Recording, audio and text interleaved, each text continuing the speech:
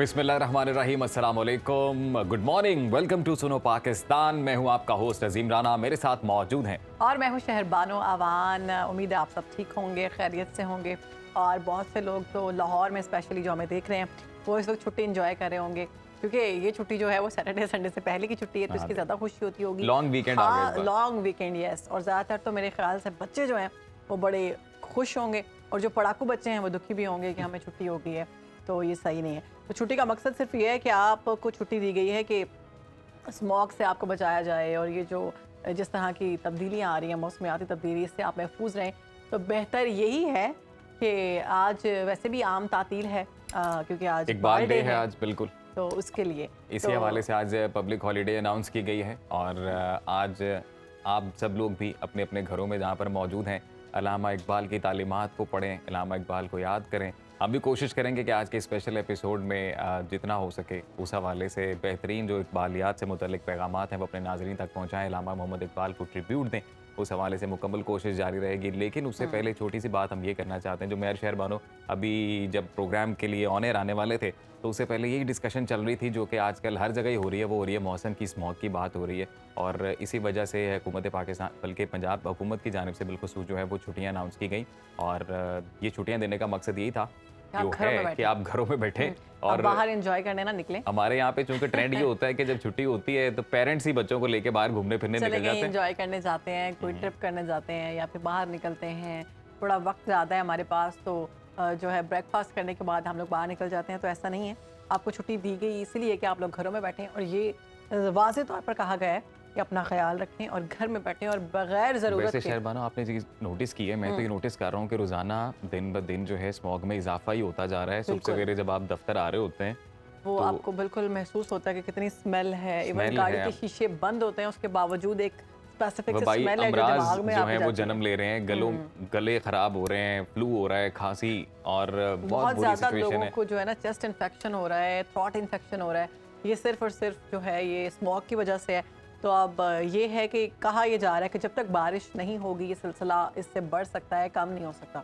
तो दुआ अपना करते बहुत हैं कि ख्याल जल्द रखें जी। बारिश एयर हो। क्वालिटी इंडेक्स की जब हम बात कर रहे हैं तो पूरी दुनिया में शहर लाहौर जो है वो आलूदा तरीन शहर की जो फहरिस्त है उसमें नंबर 1 पर है, और यहाँ पर एयर क्वालिटी इंडेक्स जो एक हद होती है उसे तजावुज़ कर चुका है, ख़तरे की घंटी है।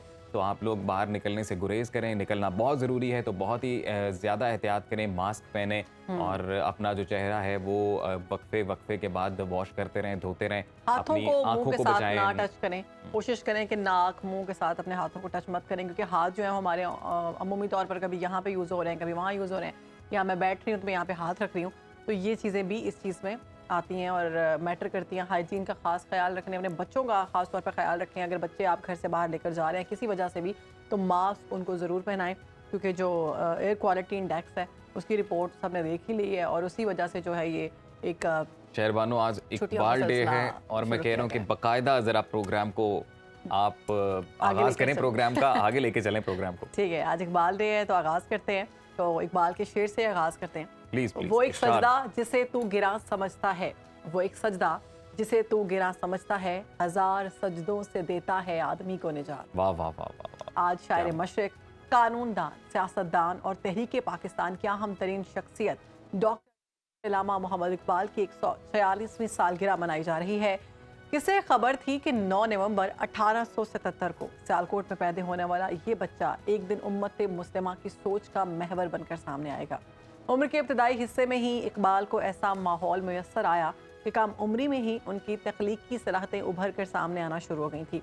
तो 17 साल की उम्र में उन्होंने पहला शेर लिखा, और वो शेर मैं सुनाऊंगा जी। जो 17 साल की उम्र में अल्लामा मोहम्मद इकबाल ने पहला शेर लिखा, वो शेर था जी के मोती समझ के शाने करीमी ने चुन लिए, कतरे जो थे मेरे अर्के इनफाल के। वाह वाह वाह। तो इस शेर ने उस वक्त के शायरों और अदीबों को चौंका दिया।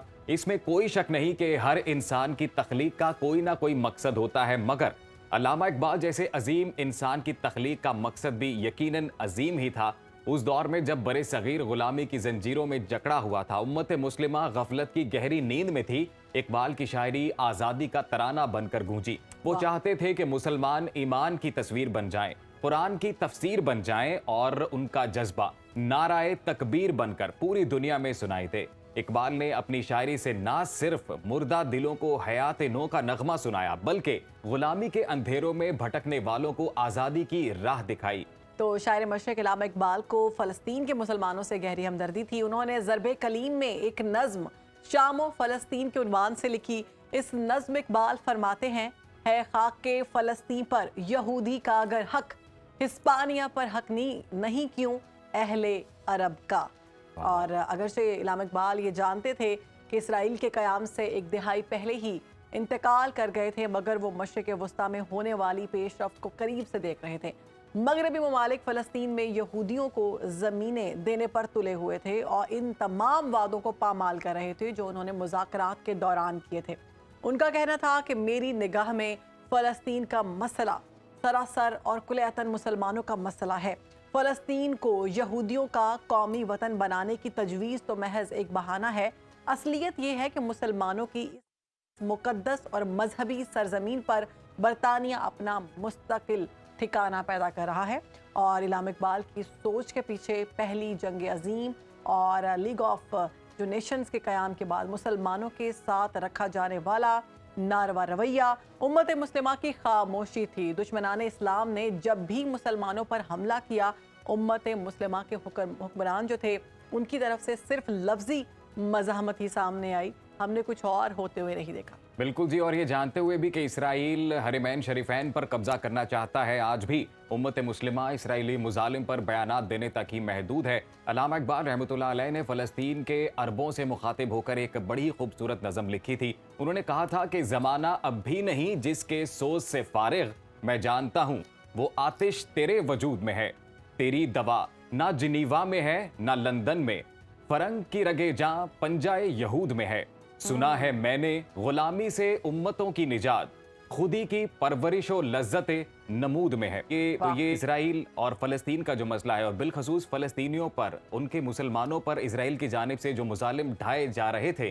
اور علامہ اقبال کی جو کام ہے، ان کی جو شاعری ہے، وہ اس دور اندیشی کی جانب بھی توجہ دلاتی ہے کہ اس وقت برِ صغیر پاک و ہند میں بالخصوص مسلمانوں پر جو کیفیت تھی، جو صورتحال تھی، اور پھر مسئلہ فلسطین آگے جا کر کیا ہونے والا ہے، اس سے متعلق ہی علامہ محمد اقبال نے یہ نظم لکھی تھی اور اپنا یہ کلام ان کا جو ہے وہ منظر عام پر آیا تھا۔ کی جانب سے جو سارا کچھ کور کیا گیا ہے نظم کی صورت میں اور اشعار کی صورت میں، وہ مختلف نہیں ہے۔ اگر ہم آج کی صورتحال کو دیکھیں، اس وقت جب انہوں نے امت مسلمہ کو جگایا، انہوں نے ان کو کہا کہ خودی کا جو ہے نا وہ ایک لے کے آؤ، اپنے اندر ایک عنصر لے کے آؤ، دیکھو تم مسلمان ہو، تمہیں اپنے لیے آگے بڑھنا ہے۔ آج ہمیں یہ سب ضرورت ہے، بالکل بہت ضرورت ہے اقبال کے میسیج کی، اقبال کے پیغام پہ، اس پر صحیح دل صحیح کہتے ہیں نا، منوان عمل درآمد اس پر کرنے کی۔ اور ابھی بات کریں گے، ہمارے ساتھ موجود ہیں سابق سفارتکار عبدالباسط صاحب۔ ویلکم ٹو سنو پاکستان سر۔ سر، اگر بات کی جائے غزہ کی، تو غزہ میں غزائی بحران شدت اختیار کر چکا ہے۔ اب تو اسرائیلی جو فوجی ہیں ان کی جانب سے امدادی ٹرکوں پر بھی حملے شروع کر دیے گئے ہیں۔ کیا سمجھتے ہیں آپ، مشرق وسطیٰ میں ایک بڑا انسانی المیہ جنم لے چکا ہے؟ بسم اللہ الرحمن الرحیم۔ یقیناً المیہ تو ہے، لیکن بدقسمتی یہی ہے کہ کوئی مناسب رسپانس ہمیں نظر نہیں آ رہا۔ کل جیسے کہ آپ جانتی ہیں کہ G7 کی ایک ملاقات بھی ہوئی ہے فارن منسٹرز کی ٹوکیو میں۔ اس کے بعد جو اعلامیہ وہاں سے ایشو ہوا ہے، اور رپورٹ یہی ہیں کہ امریکہ نے سیز فائر کی مخالفت کی ہے، یہاں تک تو مان گئے ہیں کہ ہیومینیٹیرین پازز ہوں، وقفے سے کچھ ٹائم دیا جائے۔ لیکن سوال یہی پیدا ہوتا ہے کہ اگر ریلیف ہیومینیٹیرین اسسٹنس پہنچ بھی جائے غزہ پٹی میں، اور جب تک اسرائیل کی جو جارحیت ہے وہ ختم نہیں ہوتی ہے، ایئر اسٹرائکس نہیں ختم ہوتی ہیں، اس وقت جو غزہ سٹی کے اندر جو کچھ ہو رہا ہے وہ ختم نہیں ہوتا، تو یہ ہیومینیٹیرین اسسٹنس بھی کسی کام کی نہیں ہے۔ بلکہ یہاں تک بھی ہے کہ ڈیوڈ ملیبنٹ جو پریزیڈنٹ ہیں انٹرنیشنل ریسکیو کمیٹی کے، انہوں نے کل اپنے انٹرویو میں کہا ہے کہ ان کے خیال میں کم از کم ایک ہفتے کا پاس تو بہت ضروری ہے تاکہ چیزوں کو اکٹھا کیا جائے۔ لیکن چونکہ اسرائیل اور باقی جو مغربی دنیا ہے وہ دیکھ رہے ہیں کہ یہی موقع ہے حماس کو ختم کرنے کا، فلسطینیوں کو مزید دبانے کا، اور غزہ کو دوبارہ آکوپائی کرنے کا، تو میرا نہیں خیال کہ اس وقت اسرائیل کسی بھی موڈ میں ہے۔ اس پہ کوئی پریشر بھی ہے فار دیٹ میٹر کہ وہ اپنی جو یہ جارحیت ہے اس کو ختم کرے، جو ریاستی دہشت گردی ہے فلسطینیوں کے خلاف اس کو ختم کرے۔ پھر دوسرا معاملہ یہ ہے، اگر آپ حقیقت کی اینک سے دیکھیے تو بہت ہی دکھ ہوتا ہے کہ مسلمان دنیا بھی اس وقت منقسم ہے، جی وہ کسی ایک نقطے پہ نہیں ہے۔ اگر مسلمان دنیا بھی اکٹھی ہو جاتی تو بہت فرق پڑنا تھا۔ جس طرح میں نے پہلے بھی آپ کے پچھلے پروگرام میں کہا تھا کہ 2-3 ایسے مواقع آئے تھے کہ اگر مسلمان دنیا اپنے پتے ہوشیاری کے ساتھ کھیلتے، ڈپلومیٹیکلی کھیلتے عبد الباسط صاحب، تو جس طرح بہت ابھی آپ نے نشاندہی کی ہے سر کہ جو مسلم امہ ہے وہ جس طرح سے منقسم ہے اس معاملے پر، آج چونکہ اقبال ڈے بھی ہے اور اسی مناسبت سے ایک شعر بھی علامہ اقبال نے فرمایا کہ مٹایا کیسر و کسریٰ کے استبداد کو جس نے، وہ کیا تھا عدل حیدر، فکر بوذر، صدق سلمانی۔ واہ! تو آج جو مسلم امہ ہے، بالخصوص اقبال ڈے کی مناسبت سے بھی اقبال کے پیغام پر کتنا غور کرنے کی ضرورت ہے، اور پھر کیوں یہ مسلم امہ اس وقت منقسم ہے؟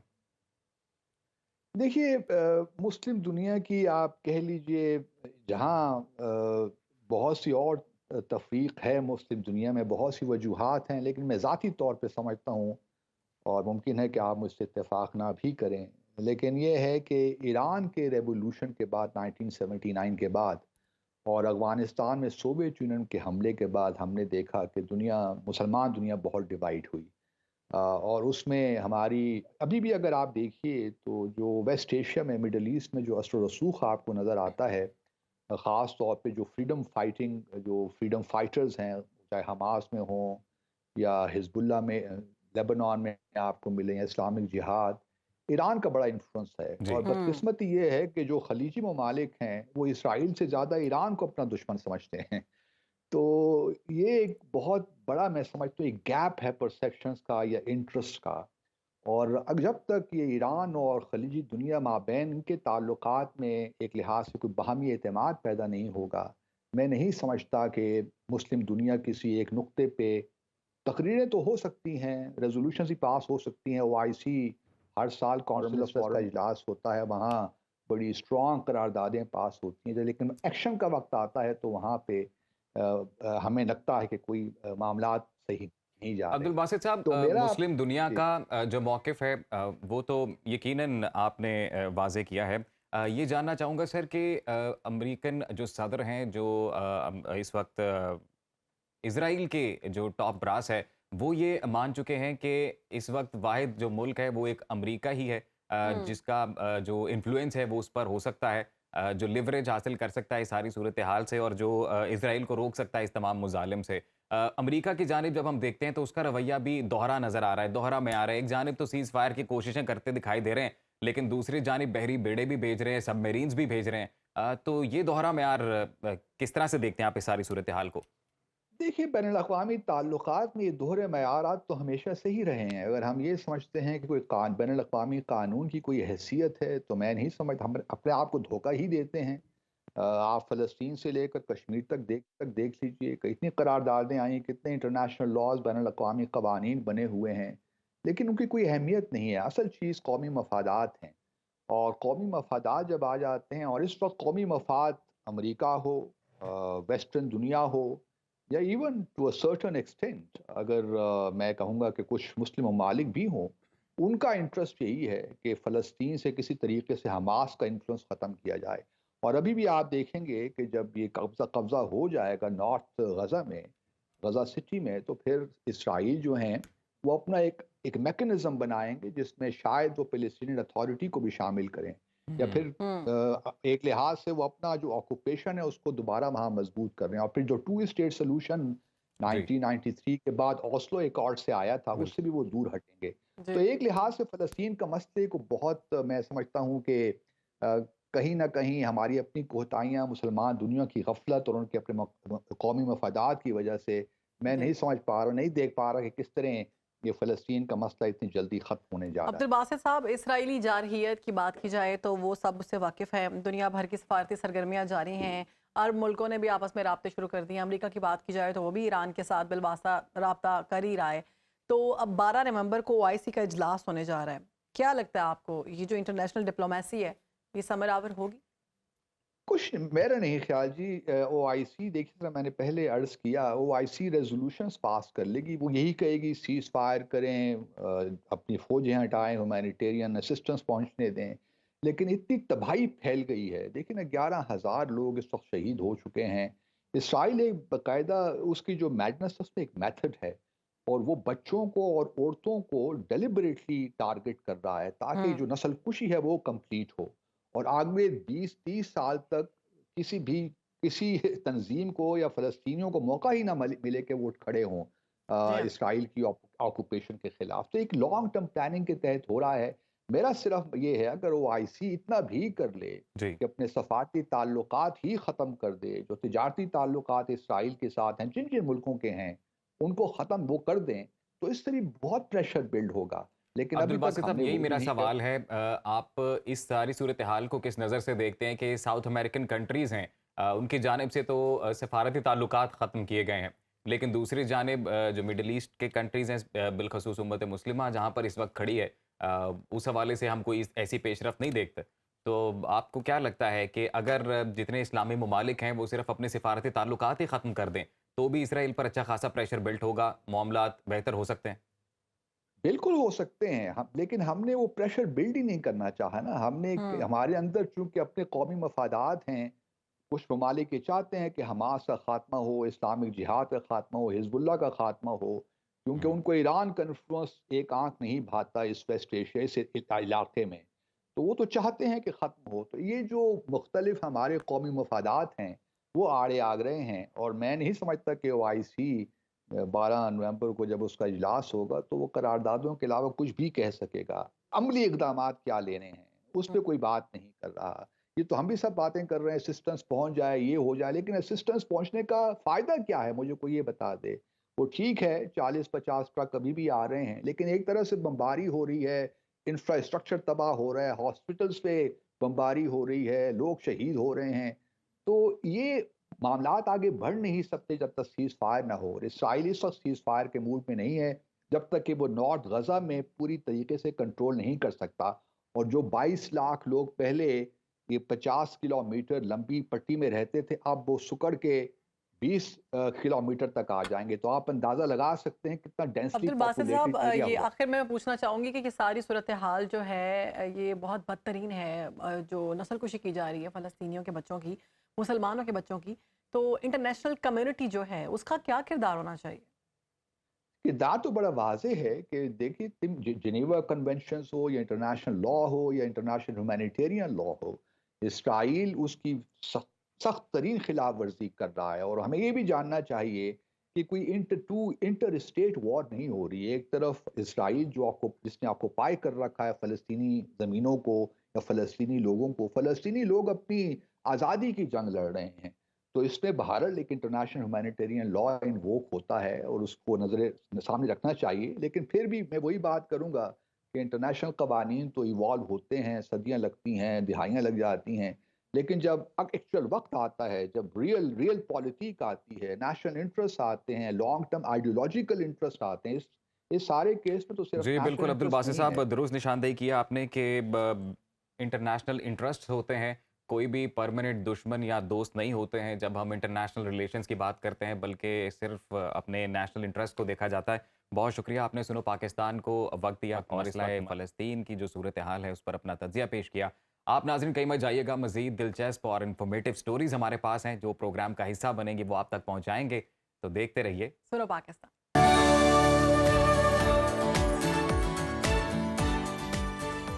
Welcome back after break. तो अजीम, फिर अब आज हम क्या बात करने जा रहे हैं? आओ बच्चों सैर कराएं तुमको पाकिस्तान की, जिसकी खातिर हमने दी कुर्बानी मालो जान की। वाह वाह वाह पाकिस्तान वाह। जिंदाबाद। पाकिस्तान जिंदाबाद। तो अभी अजीम ने बता दिया कि हमारा जो सेगमेंट है खूबसूरत पाकिस्तान, वो हम दिखाएंगे। उसके कोई ना कोई ऐसा मकाम हम जरूर लेके आते हैं कि जो हम पुरफज़ा आपके मकाम। घरों में बैठकर आपको दिन के टाइम सुबह सुबह दिखाते हैं कि कितना खूबसूरत है हमारा पाकिस्तान। तो आज हम बात करने जा रहे हैं झील सैफुल मलूक की, जो वादिया कागान की शुमाल में नारान से 14 किलोमीटर के फासले पर वाक़या नाकाबिले यकीन हद तक खूबसूरत झील है ये। और आई एम श्योर बहुत से लोगों ने ये देखी होगी। द गार्डियन की जानिब से इसे पाकिस्तान का 5वां खूबसूरत तफरीही मकाम करार दिया गया है।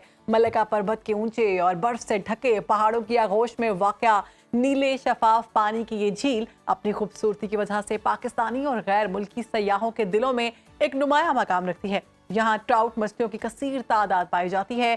सूबाई खैबर पख्तूनख्वा के जिला मानसहरा में मौजूद इस झील का पानी दरियाए कन्हार में गिरता है। इस झील से वाबस्ता शहजादा सैफुल मलूक और परी बदीउल जमाल की रोमानवी दास्तान जो है वो भी मशहूर है। ये प्याला नुमा झील खूबसूरती में अपनी मिसाल आप है। ये पाकिस्तान की बुलंद तरीन मकामात पर वाक़या झीलों में से एक झील है। झील सैफुल मलूक सतह समंदर से तकरीबन 10,500 फुट की बुलंदी पर वाक़े है और इसके अलावा इसकी जो लंबाई है तकरीबन 1420 फुट है, चौड़ाई 450 फुट के करीब है। यहाँ एडवेंचर के शौकीन अफराद के लिए कश्ती रानी की सहूलत मौजूद है। विजुअल्स आप टीवी स्क्रीन पर देख सकते हैं, लेकिन सयाहों को यहाँ पर जाने से थोड़ी सी एहतियात की ज़रूरत है क्योंकि अब तक इस झील की गहराई का किसी को इल्म नहीं है और ना ही यहाँ रेस्क्यू की कोई प्रॉपर फैसिलिटी है। बिल्कुल जी। और मशहूर है कि जी आज तक कोई भी शख्स इस हसीन झील को तैर के पार नहीं कर पाया है।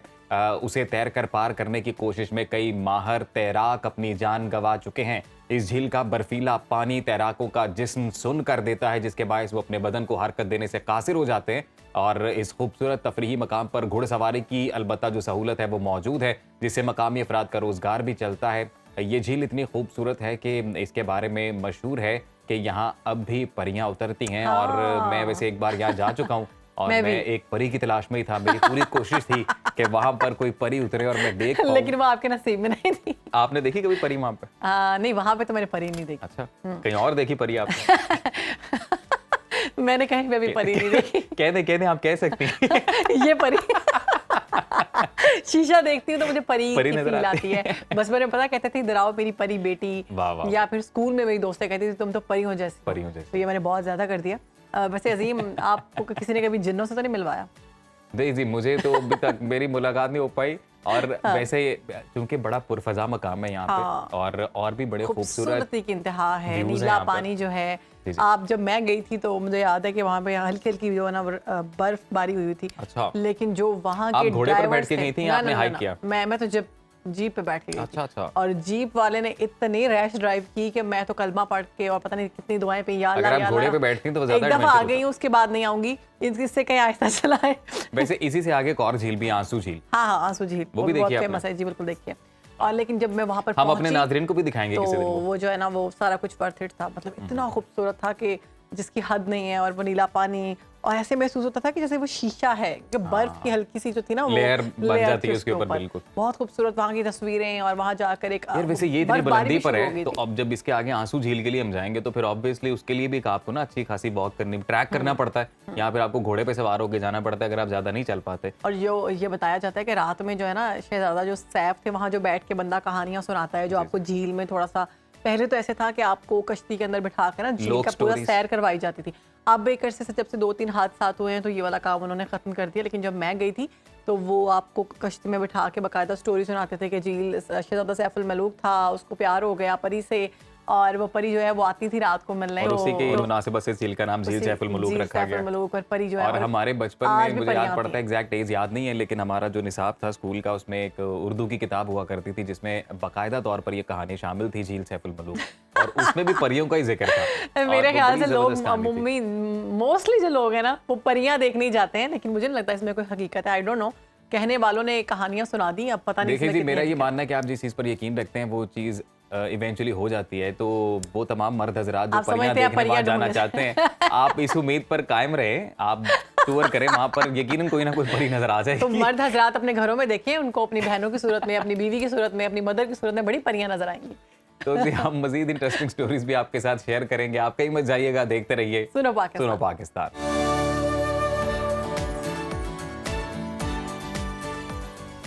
Welcome back after the break नाजरीन। अब आपको बताएं कि वैसे पाकिस्तान जोग्राफियाई एतबार से दुनिया के जिस खिते में वाक़या है, यहाँ पर ये खिता बिलखसूस बड़ी पुरानी तहजीबों का मस्कन रहा है। और आज भी जब यहाँ पर किसी ख़ास मकाम पर खुदाई की जाती है तो मुख्तलिफ़ मज़ाहिब की जो मूर्तियाँ मुजस्समे हैं वो यहाँ से बरामद होते हैं। और ऐसी ही एक बड़ी खूबसूरत काविश की गई है बहाउद्दीन ज़िक्रिया यूनिवर्सिटी मुल्तान की जानिब से, जहाँ पर एक म्यूज़ियम कायम किया गया है और जहाँ पर ऐसे जो नादर नमूने हैं, ऐसी जो मूर्तियां हैं जो मुख्तलिफ मज़ाहिब के लिए मुक़द्दस हैं, उनको वहाँ पर प्रिजर्व किया गया है। बिल्कुल, और बड़ा शानदार इक़दाम किया गया है। बहुत सी यूनिवर्सिटीज़ में इस तरह के इक़दाम करने की ज़रूरत है और इस पर एक रिपोर्ट तैयार की है यासिर मजीद ने, वो आपको दिखाते हैं।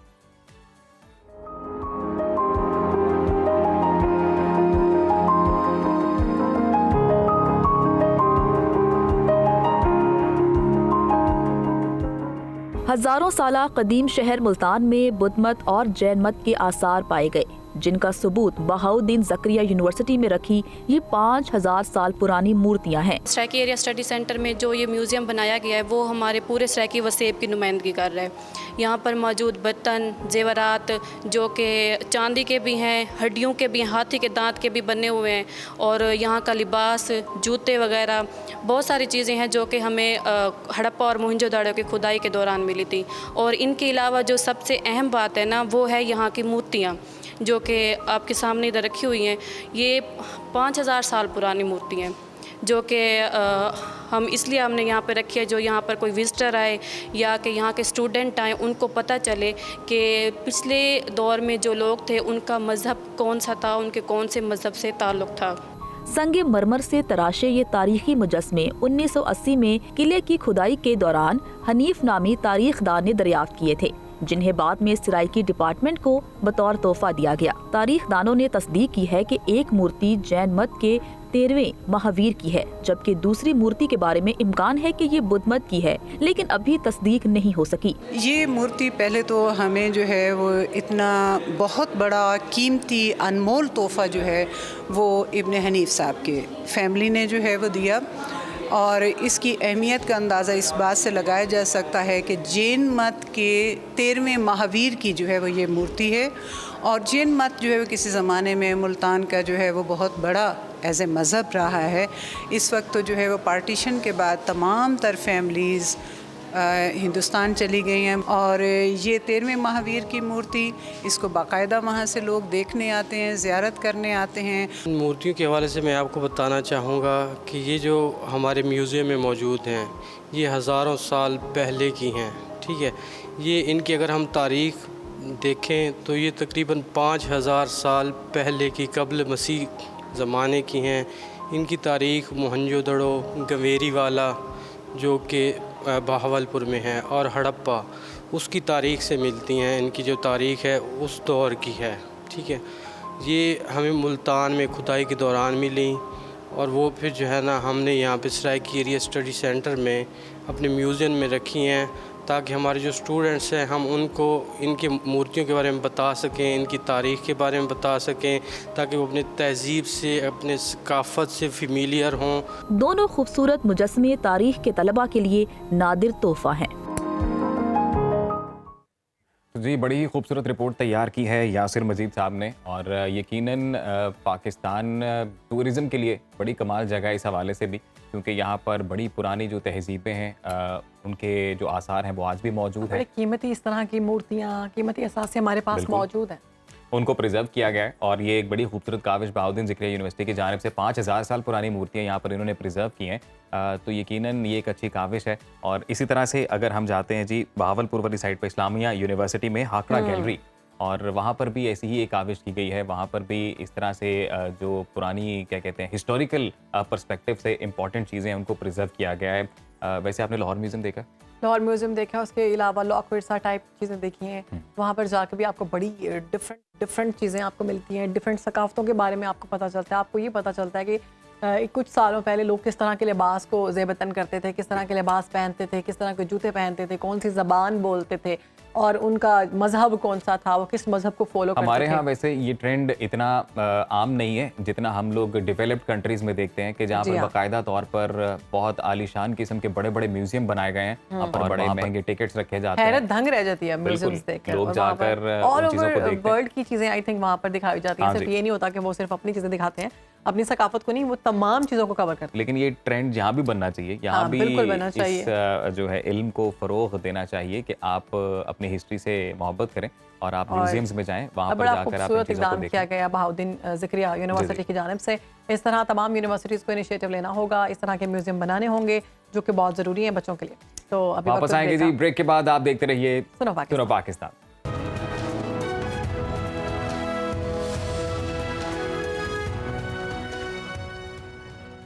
Welcome back after the break. आज हम 20वीं सदी की अजीम तरीन शख्सियत अल्लामा मोहम्मद इकबाल को याद कर रहे हैं, और इस्लाम का ये फर्जंद एक ऐसे ज़माने में पैदा हुआ जब इस्लाम की सियासी क़ुव्वत मुकम्मल तौर पर ज़वाल का शिकार थी।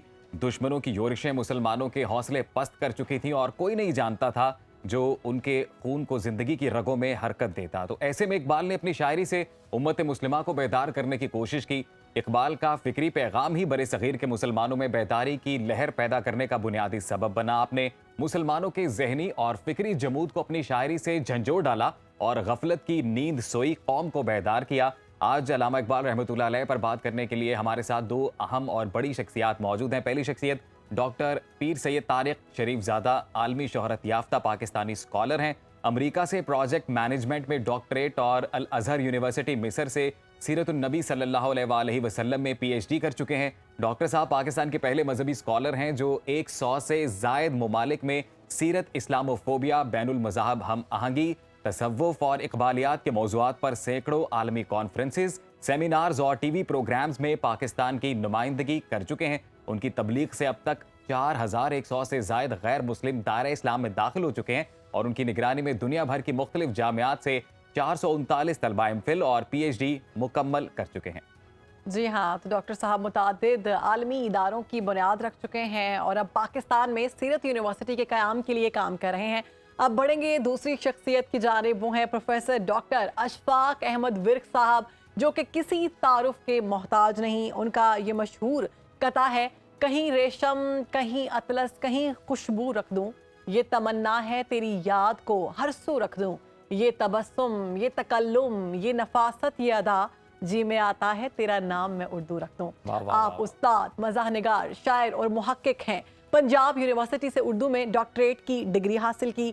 तकरीबन 30 बरसों से शोबाए तदारीस से वाबस्ता हैं। FC कॉलेज यूनिवर्सिटी में उर्दू डिपार्टमेंट में खिदमात सर अंजाम दे रहे हैं। कई किताबें लिख चुके हैं और उर्दू नसर में तंज़ो मज़ाक पर भी PhD पर मुकालमे लिख चुके हैं, जिसे आज 12 जामियात के सिलेबस में पढ़ा जा रहा है। और इसके अलावा मज़ाक पर 5 किताबें लिख चुके हैं और मंटो और मज़ाह निगार के नाम से भी लिखी किताबें आलमी शोहरत पर पहुंच चुकी हैं और लोग इनको बहुत पसंद कर रहे हैं। तो ये दो अहम शख्सियात हमारे साथ इस वक्त मौजूद हैं। वेलकम टू सुनो पाकिस्तान सर, कैसे हैं आप?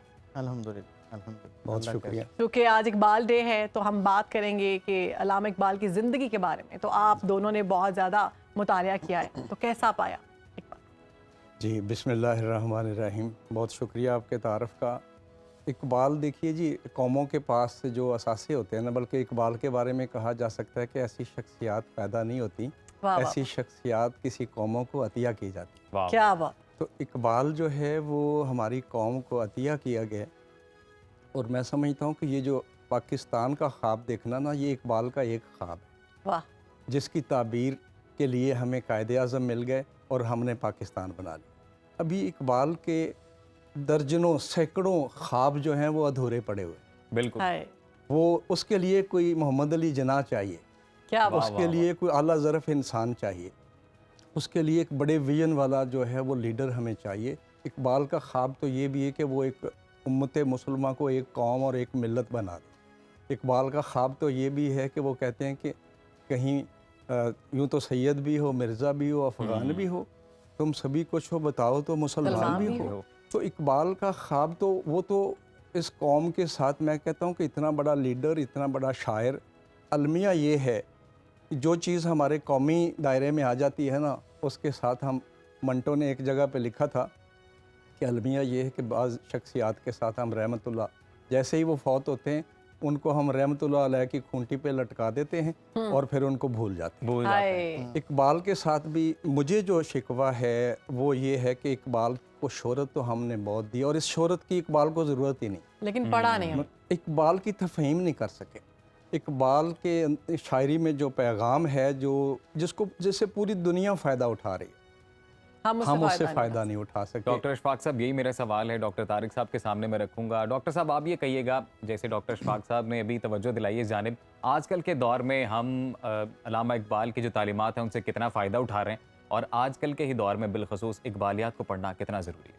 बिस्मिल रब्बि मोहम्मद करीम अलैहिस्सलातु तस्लीम। सबसे पहले तो यादावरी का शुक्रिया, और आपका प्रोग्राम जो है वो यकीनन मुआशरे के अंदर जो मुख्तलिफ़ हवालों से आगाही का एक ज़रिया बन रहा है। अल्लाह ताला आपकी और आपके चैनल के सारे ज़िम्मेदारान की तौफ़ीक़ात में हरान बरकतें अता फ़रमाए।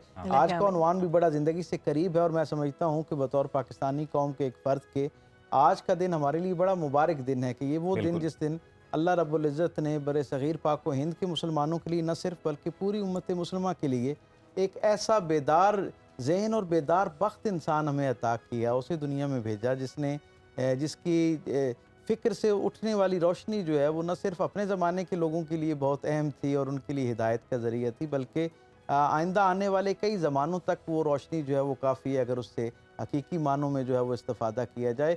اقبال کے پیغام کے حوالے سے آپ نے بات کی، تو اقبال کا از اول تا آخر پیغام جو ہے وہ خود شناسی سے خدا شناسی کا سفر ہے بنیادی طور پہ، اور اقبال اپنے اس سفر میں نہ صرف یہ کہ اس کا خود اظہار کرتا ہوا نظر آتا ہے، بلکہ اپنے اولین سامعین یعنی جو اپنے زمانے کے نوجوان ہیں ان کو مخاطب کر کے اس سفر میں شریک کرنے کی کوشش کرتا ہے۔ اور ظاہری طور پہ تو اقبال کی جو مخاطبت ہے وہ اپنے سامنے اپنے زمانے کے نوجوان ہیں، لیکن ہر زمانے کا جو خالص ذہن رکھنے والا، پاکیزہ ذہن رکھنے والا اور اس معاشرے کو اور اس دنیا کو پہلے سے ذرا بہتر کرنے کی خواہش رکھنے والا نوجوان جو ہے وہ اس سے اقبال کلام کرتا ہوا ہمیں نظر آتا ہے۔ اقبال کو جس طرح ڈاکٹر صاحب نے فرمایا یہ بڑی درد بھری سچائی ہے، لیکن اس کا اعتراف ہمیں کرنا چاہیے اور اب پوری سنجیدگی کے ساتھ اس کی طرف سوچنا چاہیے کہ اقبال کا اکرام، اقبال کی اہمیت، اقبال کا تذکرہ اس سے تو ہماری مجلسیں آباد ہیں کسی نہ کسی انداز میں، لیکن ہماری زندگی میں اقبال کی وہ فکر کی جو جگہ ہونی چاہیے وہ شاید اس طرح ہم نہیں، نہ انفرادی زندگیوں میں نہ اجتماعی زندگی میں ہم اسے وہ مقام دے سکے۔ پوری دنیا کو اگر ہم دیکھیں نا تو جس طرح باقی دنیا اب اقبال سے استفادہ کر رہی ہے، میں سمجھتا ہوں ہم تو اس کا عشر اشیر بھی ابھی جو ہے وہ حاصل کرنے کی منزل پہ نہیں پہنچے۔ میں ڈاکٹر صاحب یہی پوچھنا چاہ رہا تھا کہ میر و غالب کے بعد اقبال نے شاعری کی جو نئی جہتیں اسے متعارف کروایا شاعری کو، ان کا ایک سٹائل ڈیفرنٹ تھا، تو ایک اسکول آف تھاٹ ایسا ہے جو یہ مانتا ہے کہ اقبال ایک سیکولر شاعر ہے، اور دوسری جانب ہمیں حضور صلی اللہ علیہ وسلم کی جو زندگی کی تعلیمات ہیں وہ بھی اقبال کی شاعری میں ملتے ہیں، تو پھر یہ کس طرح سے یہ کوئی تضاد ہے؟ بڑا اچھا اور بڑا میں سمجھتا ہوں عہد حاضر کا اقبال کے تناظر میں یہ سب سے اہم سوال ہے۔ اس وقت دنیا بھر کے اندر اقبال کے حوالے سے دو بنیادی فکریں جو ہیں وہ اپنا اپنا دعویٰ کر کے ہمیں نظر آتی ہیں، دو اسکول آف تھاٹس جنہیں ہم کہتے ہیں وہ نظر آ رہے ہیں، اور آہستہ آہستہ گو کہ اس میں غالب اسکول آف تھاٹ تو جو ہے وہ میں اس کا تذکرہ بھی کرتا ہوں، لیکن ایک عمومی تاثر یہ اصل میں جب اپنے بڑے آدمی کی تفہیم کر کے لوگوں تک اس کا بیانیہ نہیں پہنچاتے، جو اس کے لیگیسی ہولڈرز ہوتے ہیں، جب وہ اس کی بات لوگوں تک اس کے نمائندے بن کر نہیں پہنچاتے تو پھر اس کی تفہیم جو ہے وہ از خود ہر زمانے کے لوگ، ہر علاقے کے لوگ، ہر خطے کے لوگ خود سے کرنا شروع کر دیتے ہیں اور اس میں آزاد ہوتے ہیں، ایک فطری رویہ ہے۔ اقبال کے ساتھ بھی یہی معاملہ ہوا کہ ہم جو اقبال کے وہ رسات تھے، ہم نے اقبال کو اس طرح دنیا تک نہیں پہنچایا اس کی فکر کی شکل میں، اس کی فکر کی خوبیوں کی شکل میں، اس کی فکر کی روح کے حوالے سے ہم نے لوگوں کو اس طرح متعارف نہیں کروایا اقبال سے جیسے ہمیں کروانا چاہیے تھا۔ نتیجتاً کیا ہوا، میں یہ دیکھتا ہوں کہ ساری جدیدیت کے باوجود اور ظاہری طور پر اس کا خوبصورت چہرہ دکھایا جاتا ہے اس کے باوجود اور بہت ساری خوبیاں رکھنے کے باوجود، جو جدید دنیا ہے اس کا ایک رویہ مسلمانوں کے ساتھ پچھلے کئی صدیوں سے ہمیں یہ نظر آتا ہے کہ انہوں نے ایک طے کر رکھا ہے کہ مسلمانوں کے اندر کسی بڑے آدمی کا اعتراف نہیں کرنا، اور ہمیں نظر آتا ہے کہ وہ پہلے تو بہت سالوں تک، کئی دہائیوں تک یہ کوشش کرتے رہتے ہیں کہ اس آدمی کو بڑا آدمی کے طور پہ نہ پیش کیا جائے تاکہ مسلم ہیرو شپ جو ہے نا وہ پیدا نہ ہو، مسلمان اپنے ہیروز کے ساتھ نہ مل سکیں، کیونکہ قوم میں وہی اپنے تشخص کے ساتھ زندہ رہ سکتی ہیں جن کے اپنے ہیروز ہوا کرتے ہیں۔ تو انہوں نے مسلمانوں کو بڑی ایک جسے کہتے ہیں نا تیاری کے ساتھ، اہتمام کے ساتھ ان کے اپنے ہیروز سے جو ہیں وہ دور کرنا شروع کیا، اور پھر اب کیا ہوا، ایک زمانے تک تو اقبال سے لوگوں کو دور رکھا گیا، لیکن اقبال کے کلام میں اس کی فکر میں اتنی قوت اور توانائی موجود ہے کہ وہ اسے روکا نہیں جا سکتا۔ بھائی دیسی گھی کو آپ کتنی دیر تک جو ہے وہ ڈھانپ کے رکھ سکتے ہیں، جب کوئی موقع ملنا ہے، کسی کی قوت شامیہ بہتر ہوگی تو اسے فوراً پتہ چل جاتا ہے کہ یہاں کو خوشبودار چیز پڑی ہے۔ اقبال کی فکر میں بھی ایسی ہی بات تھی۔ ہم لوگوں نے اب آج کل سلیبس جب ہم دیکھتے ہیں زیادہ تر تو اقبال کے اوپر کوئی زیادہ اسکول یونیورسٹیز میں زیادہ اس طرح سے نہیں ملتی شعر و شاعری، چند اشعار یا چند موضوعات پر گفتگو کی جاتی ہے، اور پھر یہ کہا جاتا ہے کہ اقبال کا ایک بہت بڑا کلام فارسی میں ہے، اور ایک حلقہ باب یہ بھی کہتے ہیں کہ اقبال تھے ہی شاعر فارسی کے، وہ سوچتے فارسی میں تھے، تو اس حوالے سے آپ کیا کہیں گے، اور بالخصوص کہ فارسی کا کلام بھی سلیبس میں شامل ہونا چاہیے؟ جی، پہلی بات تو یہ ہے کہ اقبال جو ہے وہ کئی زبانوں کے مفکر بھی تھے اور شاعر بھی تھے۔ وہ پنجاب سے اٹھے اور ان کو اقبال لاہوری، ایران میں ان کو اقبال لاہوری اور جتنے دبستان اس سے پہلے شاعری کے موجود تھے، اقبال کا کلام ان سے اتنا منفرد اور مختلف تھا कि वो किसी दबस्तान के काबू में नहीं आया तो उसको दबस्तान इकबाल का नाम दिया। वाह, वाह, ये देखिए ना, एक अपने मुल्क से उठ के दूसरे अली मुल्क में। खामना ये कहते हैं कि मन मुरीद इकबाल हंसता हूँ। हाँ हाँ और आपको फ़ारसी का जो एक मलको शुरा हैं उनका एक शेर सुनाता हूँ।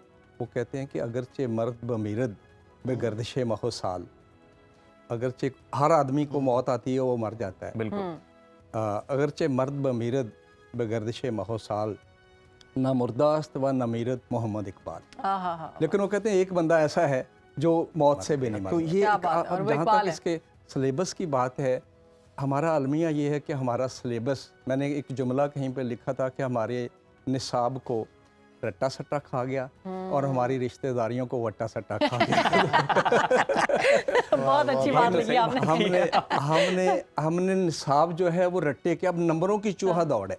अच्छा, आपने ये भी लिखा है ना कि जी करता है तेरा नाम उर्दू रखूं। हाँ जी, हाँ इतनी जी। मोहब्बत है आपको उर्दू से? जी, उर्दू को मैंने मतलब ये सोचा कि दाग ने 100-150 साल पहले कहा था कि कितनी, वो उर्दू के बारे में उन्होंने कहा था कि हिंदुस्तान में धूम हमारी ज़ुबान की है। वाह, तो क्या हम उर्दू से मोहब्बत सिर्फ दाग ने की थी? हाय। तो इसके बारे में कोई और मतलब कुछ नहीं किया जा सकता? तो मैं उर्दू को एक महबूब के तौर पे जो है वो तसव्वुर किया और उसके बारे में फिर ये इतना लिखा कि- बड़ा शायर हमारे मुल्क का, जी। मतलब शायर मशरिक़ का नाम जिनको दिया गया, इलामा मोहम्मद इकबाल, जिन्होंने बहुत सी ज़बानों में लोगों को पैगाम पहुंचाया, खुद ही की बात की उन्होंने, और उन्होंने ये लोगों को, मुसलमानों को झंझोड़ा कि अपने लिए आवाज़ उठाओ, अपने हक़ के लिए बोलो मुसलमानों।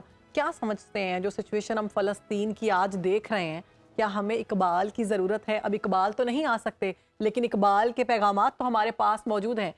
हमें इकबाल के पैगामात को आम करने की ज़रूरत है, अपनी नौजवान नस्ल को बताने की ज़रूरत है, उम्मत मुस्लिमा को जगाने के लिए इकबाल के कुछ अशार बताने की ज़रूरत है। इकबाल की फ़िक्र जो है ना, वो तो हर ज़माने में ज़ाहिरी तौर पर इकबाल हमसे जुदा हुए हैं, लेकिन वो अपनी फ़िक्र की शक्ल में, अपने पैगाम और हर कलाम ज़माने की में शक्ल मौजूद में है। हर ज़माने के अंदर मौजूद हैं, और उनके पैगाम से वो जो रोशनी बरामद हो रही है, जैसे ज़ाहिरी ज़िंदगी में वो रोशनी दे रहे थे, बिल्कुल उनका कलाम और उनकी फ़िक्र आज भी उसी तरह ही रहनुमा है, उसी तरह ही रोशनी अता करने वाली है। इकबाल ने बहुत बरस पहले हमें उम्मत के हवाले से ये जो है ना वो एक नुस्खा अता किया कि अपनी मिल्लत पर कयास अक़वाम मगरिब से न कर, ख़ास है तरकीब में कौम रसूल हाशमी।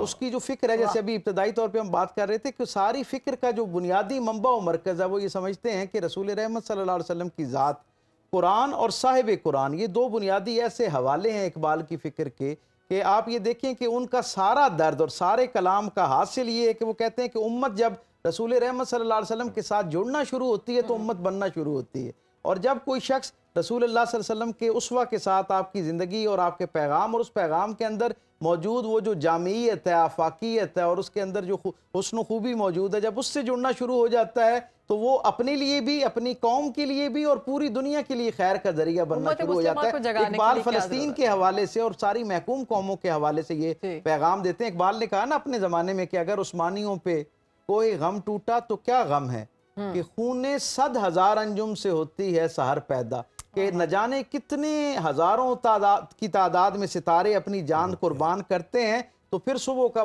माथा जो है वो देखना नसीब होता है। हर ज़माने के लोगों को हक़ के लिए, खैर के लिए, अपने नज़रियात पर कायम रहने के लिए अपनी जानों की, इज़्ज़त, माल, आबरू की कुर्बानी देना पड़ती है, और वो उस ज़माने के बड़े लोग होते हैं, आइंदा ज़मानों के मोहसिन लोग हुआ करते हैं। आज जो कुछ फ़लस्तीन के अंदर हो रहा है, मैं ये समझता हूँ कि दुनिया भर के लिए ये एक बहुत बड़ा सवाल है कि वो लोग जो हशरातुल अर्ज़ और दरिंदों के हुकूक पर भी इतने बेचैन हो जाया करते हैं, उनकी पामाली पर, उन्हें इंसानों की ये जो इस तरह की नस्ल कुशी होती हुई नज़र आती है, ये उम्मत मुस्लिमा का मसला नहीं रहा, ये एक इंसानी अलमिये के तौर पर इसको डील किया जाना चाहिए। और इकबाल जिस तरह आफाकियत की बात करता है, उससे हम तक ये पैगाम पहुँचता है कि इंसानों को इंसानों की बुनियाद पर ताज़ीम दी जानी चाहिए, उनका इकराम किया जाना चाहिए। ज़बरदस्त सर, यही सवाल आपसे कि उम्मत मुस्लिमा और इंसानियत की बात डॉक्टर साहब ने की, इसमें इकबाल को या इकबालियात पढ़ने की कितनी ज़रूरत है? जी, इकबालियात, मैं कहता हूँ कि पहले तो इकबाल की तफ़हीम ज़रूरी है कि इकबाल के कलाम में जैसा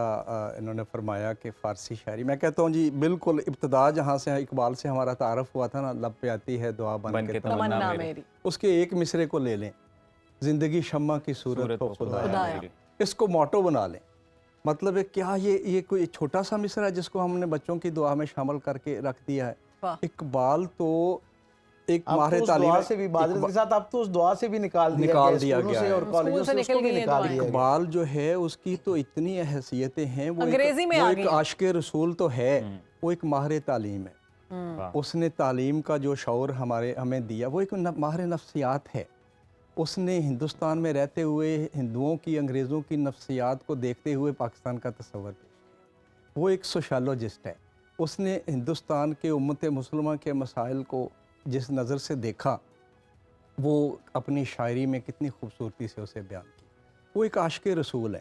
وہ سب سے بڑا اقبال کا دکھ یہ تھا، اور علی بخش جو ان کا ملازم ہے، اس نے کہا کہ وہ قرآن پڑھتے تھے اور روتے تھے، اور روتے اس بات پہ تھے کہ اس قوم کے پاس کتنا بڑا پیغام ہے اور اس سے یہ غافل بیٹھی ہوئی ہے، کہ اس قرآن کو دیکھتا، چلو ثواب کے لیے پڑھتی ہے لیکن اس کو جاننے کی کوشش نہیں کی۔ ہمارے پاس تو زندگی کا پورا لائحہ عمل موجود ہے۔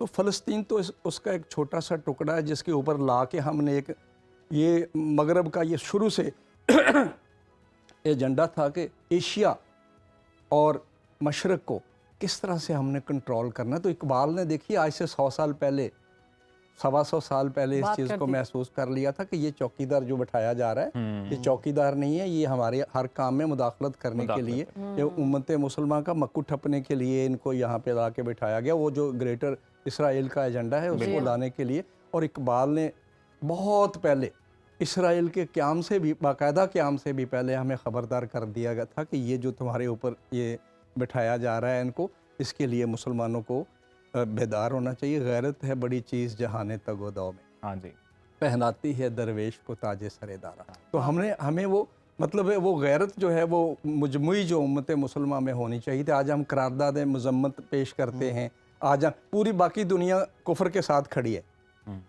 باقاعدہ طور پہ، دامیں درمیں سخنے قدمیں، لیکن ہم صرف، اور وہ بھی بڑی منمناتی ہوئی قراردادیں پیش کر رہے ہیں کہ ہم آپ کے ساتھ ہیں، بس ہم آپ کو اور کچھ کہہ نہیں سکتے، دے نہیں سکتے۔ 2 ارب مسلمان، 57 ممالک، اور یہ آواز، اسی سے اقبال کو شکوہ تھا کہ ہمارے اندر وہ غیرت، اس لیے کہ ہم نے ٹکڑیوں میں فرقوں میں اپنے آپ کو بانٹ لیا ہوا ہے۔ وہ کیا کہتے ہیں کہ اقبال وہ کہتا ہے کہ کیا زمانے میں پنپنے کی یہی باتیں ہیں، فرقہ بندی ہے کہیں اور کہیں ذاتیں ہیں، کیا زمانے میں پنپنے کی یہی باتیں۔ ہم نے وہ تقسیم در تقسیم کر لیا اپنے آپ کو۔ وہ اتحاد جو اقبال چاہتے تھے کہ محمد سے وفا تو نے تو ہم تیرے، یہ جہاں چیز ہے کیا لوح و قلم تیرے ہیں۔ ایک رستے پہ چل کے تو دیکھو اس ڈاکٹر صاحب، رسی میں گفتگو تھوڑی سی تبدیل کرنا چاہوں، اگر ایک سوال میرے ذہن میں آیا، میں چاہ رہا ہوں جاتے جاتے وقت کی تھوڑی قلت ہے، اگر آپ اس پہ بھی تھوڑی روشنی ڈال دیں۔ ہم اردو زبان کی جب بات کرتے ہیں تو شاعروں کا بڑا کنٹریبیوشن ہے زبان کی ترویج کے لیے، اس کی نشو و نما کے لیے۔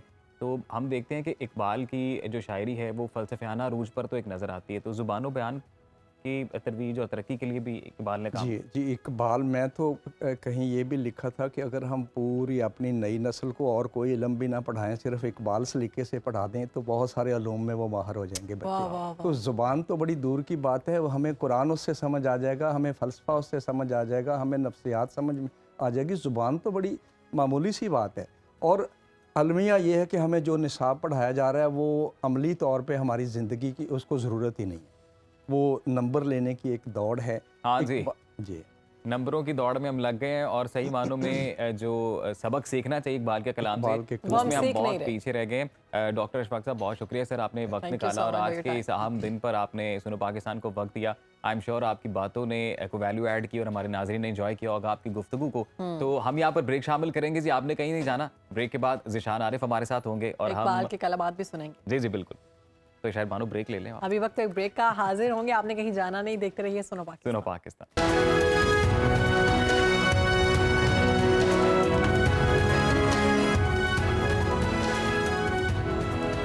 ویلکم بیک ٹو سنو پاکستان۔ ہمیں اس وقت جوائن کر لیا ہے ذیشان عارف نے، اور ہم سنیں گے ان سے کلام اقبال۔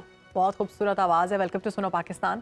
تھینک یو سو مچ۔ کیسے ہیں آپ؟ جی الحمدللہ، اللہ کا بڑا احسان۔ ذیشان، آج آپ نے وقت نکالا ہے ہمارے لیے، تو بتائیں آج کیا سنانے جا رہے ہیں آپ؟ ظاہری بات ہے کلام اقبال ہی میں آپ کی خدمت میں پیش کروں گا، پلیز۔ لوح بھی تو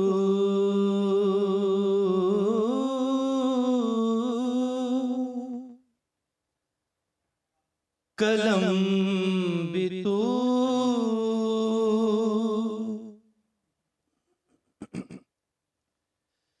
تیرا وجود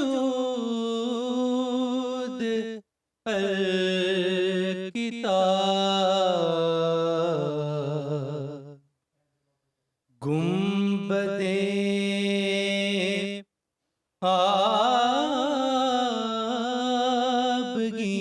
آبگین رنگ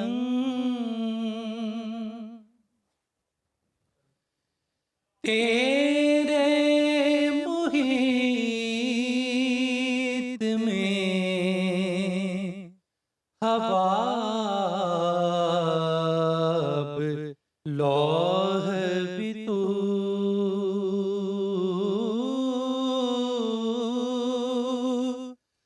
قلم بھی تو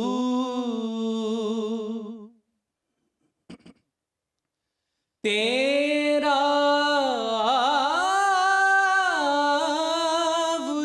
وجود الکتاب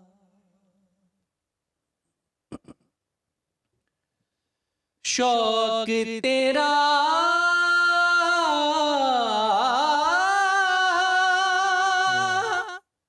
اگر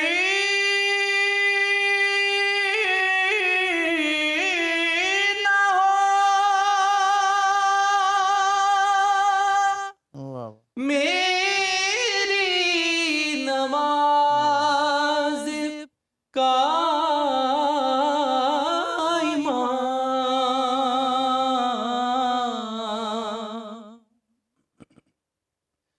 شوق تیرا اگر نہ ہو میری نماز کا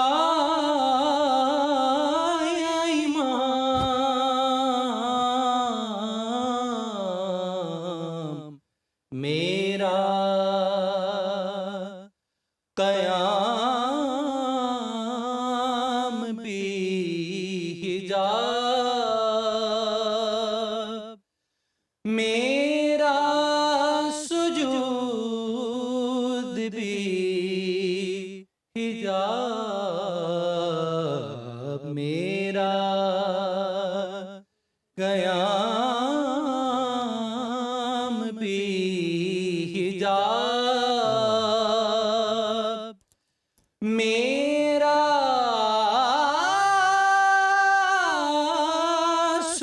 سجود بھی حجاب لوح بھی تو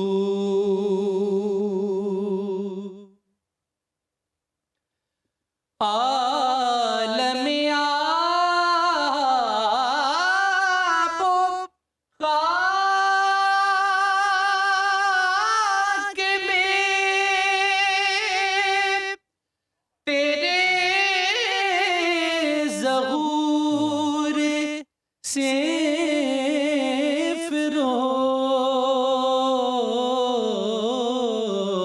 فروغ ذرائے ریگ کو دیا تو نے طلوع آفتاب ذرائے ریگ کو دیا تو نے طلوع آفتاب لوح بھی تو قلم بھی تو تیرا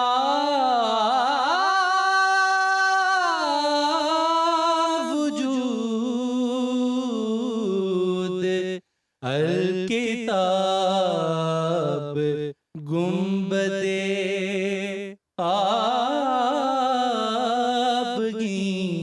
न रंग तेरे मुहीत में हवा। वाह वाह वाह, वाह वाह वाह जी, खूबसूरत, माशाल्लाह, बड़ी माशाल्लाह। खूबसूरत आवाज़ ज़ीशान आपकी, और क्या समा बांधा है आपने कलाम कमाल कर इकबाल दिया। पढ़ के। कानों में जज़ाकल्लाह, रस बहुत घोलती शुक्रिया। आवाज़ और खूबसूरत कलाम इकबाल का। बहुत शुक्रिया। अच्छा, वैसे ये पढ़ने के लिए, कोई भी कलाम पढ़ने के लिए आपको एक जो ग्रिप चाहिए, जो एक क्या कहते हैं ना, आपका जोर लगता है जिसे कहते हैं और पिच। मूड मूड सबसे पहले ज़्यादा। डेवलप करना पड़ता है और अपने आप को फील करना पड़ता है कि मैं पढ़ने क्या लगा हूँ। पढ़ने का तो इसीलिए फिर अगला फील कर सकता है कि बिल्कुल आपकी ऐसे ही। आवाज़ में वो फील हो रहा था। बिल्कुल बिल्कुल, वो उसको आपको उस नहज पे जाना पड़ता है पढ़ने के लिए। वो एक वाजिद अमीर साहब का शेर है कि लफ्ज़ भी नामो नसब रखते हैं ये जान रखो, मदह करनी है तो हर लफ्ज़ की पहचान रखो। वाह वाह वाह वाह वाह, तो वहाँ तक खूबसूरत। पहुँचने के लिए फिर आपको पहले उसमें गोताज़न होना पड़ता होना है। पड़ता क्या है। बात। ठीक है ज़ीशान, आपसे और भी कलाम सुनेंगे और इकबाल के कलाम के हवाले से डॉक्टर साहब इस पर रोशनी भी दिलवाएंगे कि इसका मतलब क्या था और किस चीज़ की जानिब इशारा था। लेकिन अभी हमें लेना होगा एक छोटा जी सा जी ब्रेक। बिल्कुल, और ब्रेक से वापस आएंगे, मजीद गुफ्तगू आगे बढ़ाएंगे, आप कहीं मत जाइएगा, देखते रहिए सुनो पाकिस्तान।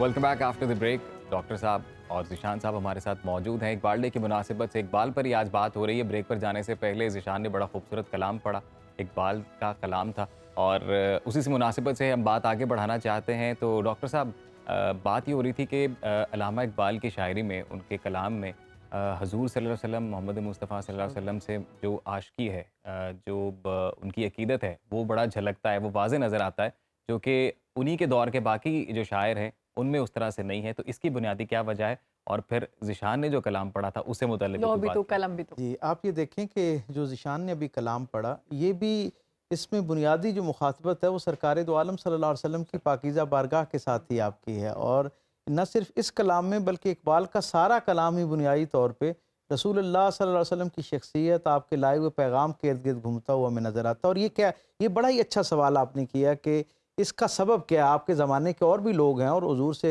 एक बरकत के लिए एक नात दो नातें तो उनके कलाम में मिलती हैं, लेकिन ये तसलसल के साथ किस तरह? हर खुशी के इजहार पर भी, हर दुख के और कर्ब के इजहार पर भी वो रसूलुल्लाह सल्लल्लाहु अलैहि वसल्लम की तरफ देखते हुए नजर आते हैं। इसका सबब क्या है? तो इकबाल की शख्सियत का जब हम मुताला करते हैं तो हमें पता चलता है कि ये सिलसिला इकबाल में को जो है वो नस्लन माहौल, घर के माहौल से वदीयत किया गया। इंसान की शख्सियत की तरबियत में उसके घराने का बड़ा असर होता है और उसके असातिज़ा का बड़ा असर होता है। इकबाल को घराना ऐसा मैसर आया जहाँ आला सुबह कुरान की तिलावत की जाती है और इस अंदाज में की जाती है कि रसूल रहमत की शान में जो बराह रास्त आयात हैं उनकी तकरार हुआ करती है। इकबाल खुद कहते हैं कि मेरे वालिद कलाम पाक की तिलावत में वो आयात जिनमें बराह रास्त हुजूर की शान बयान की जाती है उनको पढ़ते हुए कैफियत तारी हो जाती है और वो कई कई मरतबा उस आयत को पढ़ते। माहौल ये है। और फिर आप ये देखें कि वो मंजरनामा बड़ा इकबाल को समझने में माविन और मददगार है कि सर्दियां हैं और सर्दियों की सुबह है, सियालकोट के अंदर उनके वालिद अपने बच्चों को सामने बिठा के कुरान की तिलावत कर रहे हैं कि एक फ़कीर सदा लगाता हुआ उनकी गली से गुजरता है। इकबाल बाहर जाते हैं और वापस आ जाते हैं उस फ़कीर को मिलने के बाद। तो कलाम मुकम्मल होने पर, तिलावत मुकम्मल होने पर उनके वालिद जो हैं वो इकबाल से पूछते हैं कि इकबाल, वो जो बाहर फ़कीर आया था उसके साथ क्या मामला हुआ? तो इकबाल बच्चे थे अभी, तो उन्होंने कहा कि मैंने उस फ़कीर को टाल दिया। जब उनके वालिद ने ये बात सुनी ना तो उनकी आंखों से आंसू जारी हो गए। इकबाल परेशान हो गए कि खैरियत न जाने मेरी बात क्या नामुनासिब थी।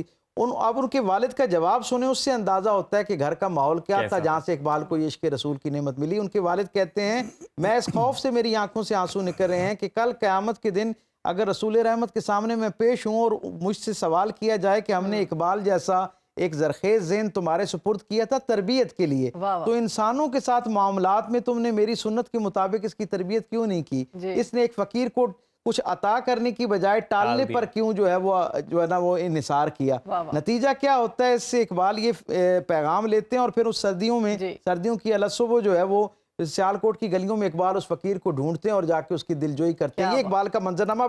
अब एक मंजरनामा और मैं उसमें अपने सामीन और नाजरीन को शरीक करना चाहूँगा कि इकबाल के उस्ताद मौलवी मीर हसन जो थे, जिन्हें इकबाल ने शम्सुल उलमा की, उनकी निस्बत से शम्सुल उलमा को उनको खिताब मिला, ये भी हमारे नौजवानों के लिए एक पैगाम है कि इकबाल को जब सर का खिताब दिया गया तो उन्होंने माजरत कर ली, उन्होंने कहा कि जी मेरे जो उस्ताद हैं पहले उन्हें कोई एजाज़ दिया जाएगा तो उसके बाद मैं ऐसे वसूल करूँगा। तो उन्होंने कहा कि ये जो सर का खिताब होता है ये तो जो लोग साहिब तसनीफ़ होते हैं, जो किताब लिखते हैं, उनको दिया जाता है। तो आपका कोई उन शम्सुल यानी मौलवी मीर हसन का ऐसा कोई काम कोई नहीं है। तो इकबाल ने कहा कि मेरी किताब तो बांगे दरा है, बाले जिब्रील है, ये सारी किताबें मेरी किताबें हैं ना, और मौलवी मीर हसन की किताब जो है उसका नाम इकबाल है। इकबाल उसकी बुनियाद पे इकबाल को दिया जाना चाहिए। मैं बस वो मंजरनामा करूँ, इकबाल जब उनकी वफात पे जाते हैं, उनकी कब्र पर बैठते हैं, उनको कब्र में उतारने के लिए वहाँ पर बैठ के गिरिया करते हैं। इकबाल की तबीयत नासाज है, लोग उनसे पूछते हैं कि आप अपने उस्ताद को कैसे खिराज अकीदत देते हैं, तो इकबाल बार बार एक ही फिक्रा कहते।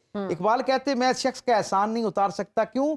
क्योंकि इस शख्स ने मुझे कुरान से मुतारिफ करवाया और मैं कुरान का एहसान नहीं उतार सकता कि कुरान ने मुझे साहिब कुरान से मुतारिफ करवाया। यानी आप इससे अंदाज़ा लगाइए कि बहुत इब्तदाई दिनों से इकबाल की ज़िंदगी के अंदर कुरान और साहिब कुरान सल्लल्लाहु अलैहि वसल्लम के साथ, आपके पैगाम के साथ, आपकी फ़िक्र के साथ एक यानी वालिहाना इश्क जो है वो झलकता हुआ नजर आता है और सारी जिंदगी आपके साथ आपने ये बात की कि इब्तिदा से ही इकबाल की ज़िंदगी में हजूर मोहम्मद मुस्तफ़ा सल्लल्लाहु अलैहि वसल्लम से मुतल्लिक जो इश्क है वो उनकी ज़िंदगी में पाया जाता है। और आज नाज़रीन हमने इकबाल डे की मुनासिबत से बड़े ख़ास मेहमानों को अपने शो में दावत दी और इस हवाले से हमने एक सिर हासिल गुफ्तगू भी किया। आई एम श्योर आप सब लोगों ने भी इंजॉय किया होगा।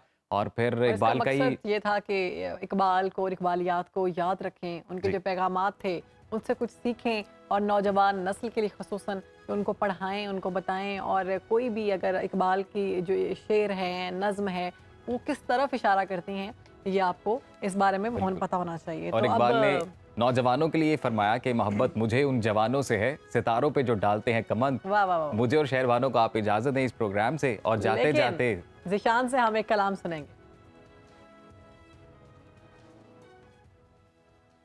खुदी का सिर निहाला इलाहा इल्लल्लाह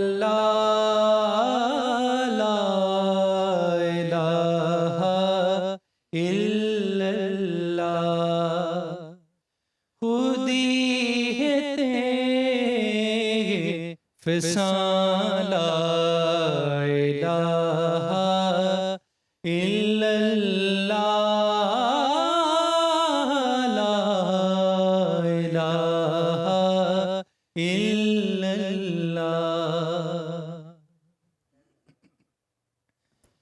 ये दौर अपने बराहीम की तलाश में है। ये दौर अपने बराहीम की तलाश में है। सनम कदा है जहाँ ला इलाहा इल्लल्लाह ला इलाहा इल्लल्लाह।